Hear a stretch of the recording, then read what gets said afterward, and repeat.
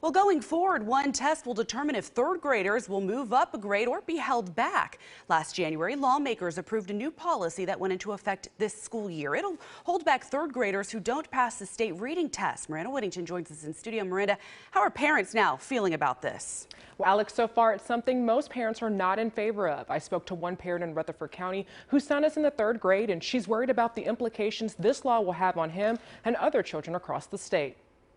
One day, That does feel scary. and one test could change the life of Anna Sturm's son. I was devastated when I read it as a mother.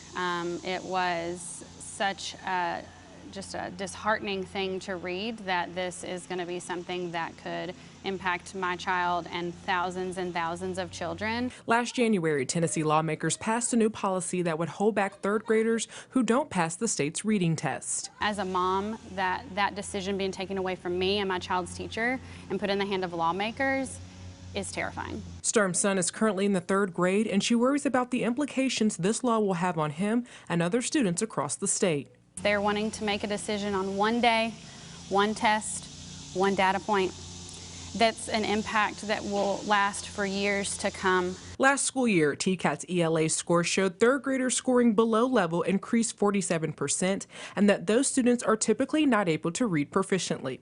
The education of our students is very important to me. I just don't think this law is the way to go about it. Amanda Moore is a school board member for Murfreesboro City Schools and is also worried about this new law.